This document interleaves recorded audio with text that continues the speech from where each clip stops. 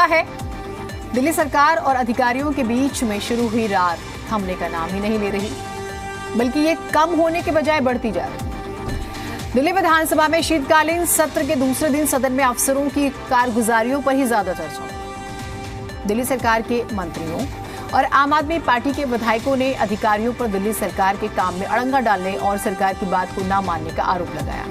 हालांकि आप शुरू से सुनते आ रहे हैं, दिल्ली विधानसभा का फंड रोकने से जुड़े मुद्दे पर प्रिंसिपल फाइनेंस सेक्रेटरी आशीष चंद्र वर्मा को हाउस में तलब किया गया। आशीष चंद्र वर्मा सदन में पेश नहीं हुए, उन्होंने छुट्टी पर होने की बात कही। आम आदमी पार्टी के विधायकों ने इसे सदन की अवमानना बता दिया। बाद में आशीष चंद्र वर्मा को शाम 5 बजे तक हाउस में उपस्थित होने को कहा गया। बाद में वित्त विभाग के प्रधान सचिव को विधानसभा के लिए निर्धारित सरकारी फंड को जारी करने से रोकने के संबंध में प्रस्ताव पारित किया। अब महत्वपूर्ण क्या है वो आप समझ लीजिए।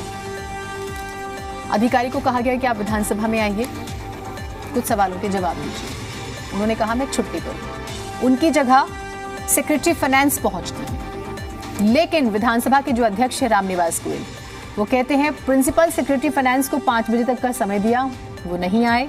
ये विधानसभा की विशेषाधिकार समिति को इस मामले को अब भेजा जा रहा है।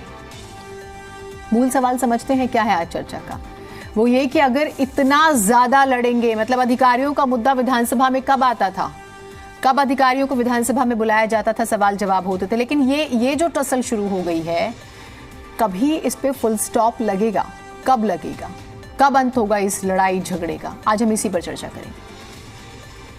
जवाब नहीं देना क्या? आपके प्रश्न का जवाब नहीं, आपके मंत्री तैयार होकर नहीं आते और आप उनको बचा रहे हैं। जवाब आप अधिकारियों को बचा रहे हैं। नहीं, आप जैसे लोग अधिकारियों को बचा रहे हैं। 1.5 साल से 2 घंटा चर्चा कराइए, की बात है, कौन उससे मना कर रहा है? आप अधिकारियों को, लेकिन क्वेश्चन आवर को आप बर्बाद मत करिए।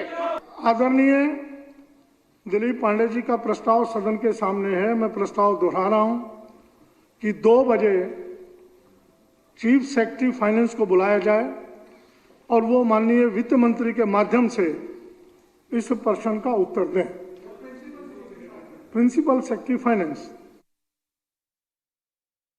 जैसा कि सब जानते हैं, दिल्ली को केंद्र सरकार से कोई पैसा नहीं मिलता है। दिल्ली का सारा पैसा दिल्ली के लोगों के टैक्सेस से आता है। अरविंद केजरीवाल जी की ऐसी सरकार है जिसमें पैसे की कोई कमी नहीं रही है। उन्होंने बिजली भी फ्री दी, पानी भी फ्री दिया, बच्चों को शिक्षा भी फ्री दी, दवाई फ्री दी, बुजुर्गों को तीर्थ यात्रा फ्री दी, महिलाओं को बस यात्रा फ्री दी। फिर भी दिल्ली एक ऐसी सरकार है, देश में एकमात्र ऐसी सरकार है जिसका बजट मुनाफे में चलता है, घाटे में नहीं चलता। क्यों? क्योंकि ये एक ईमानदार सरकार है। आज भी दिल्ली की विधानसभा ने, जो सारे लोग हम यहाँ पे बैठे हैं, दिल्ली के हर एक विभाग को बजट में पैसा दिया। आज भी दिल्ली में बजट की कमी नहीं है। सिर्फ एक चीज की कमी है कि फाइनेंस डिपार्टमेंट आज किसी भी विभाग का पैसा पास करने को तैयार ही नहीं है। खजाने में पैसा है, विधानसभा ने पैसा सैंक्शन कर दिया, कैबिनेट पैसा देने को तैयार है, मंत्री बोल रहे हैं कि पैसा पास करो, लेकिन फिर भी विभाग को पैसा नहीं दिया जा रहा, जिसकी वजह से जनता परेशान हो रही है। हर बार फाइनेंस डिपार्टमेंट में फाइल जाती है और फाइनेंस डिपार्टमेंट एक नई ऑब्जेक्शन लगाकर वापस भेज देता है। जल बोर्ड के अधिकारी काम करते हैं, उन ऑब्जेक्शंस को पूरा करते हैं, फाइल फिर से बनाते हैं, वो फाइनेंस डिपार्टमेंट में भेजते हैं। फाइनेंस डिपार्टमेंट फिर एक नई क्वेरी लगा के वापस भेज देता है। वो बार बार चुनाव लड़ते हैं। वो 2015 में हार गए, वो 2020 में हार गए, एमसीडी का चुनाव था जहां पे वो 15 साल से उनकी सरकार चल रही थी, वहां पे हार गए।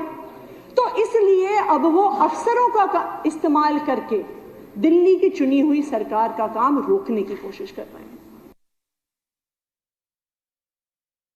चीफ सेक्रेटरी का 6 महीने का जो कार्यकाल बढ़ा रहे हैं वो केंद्र सरकार का अधीन बढ़ाने का, लेकिन उसको दिल्ली सरकार के बात को मानना पड़ेगा। मुख्यमंत्री और सरकार का मंत्रिमंडल के द्वारा जो प्रस्ताव भेजे जाए उसको क्रियान्वित करना पड़ेगा। अगर वो क्रियान्वित नहीं करते हैं, अगर वो अकर्मण्यता है, उनको रिजाइन करना चाहिए, नहीं तो सरकार खुद सुप्रीम कोर्ट में जाके कंटेम्प्ट डाले कि हमने ये योजना बोली थी। और इसको चीफ सेक्रेटरी और उनके कुछ अधिकारी, चूंकि सारे अधिकारी नहीं है, सारे अधिकारी काम करते हैं, केवल चंद 4-5 अधिकारी जो दिल्ली की सरकार को फेल कर रहे हैं, ऐसे अधिकारियों को घेरने की जरूरत है। देखेंगे घर से कैसे निकलेंगे।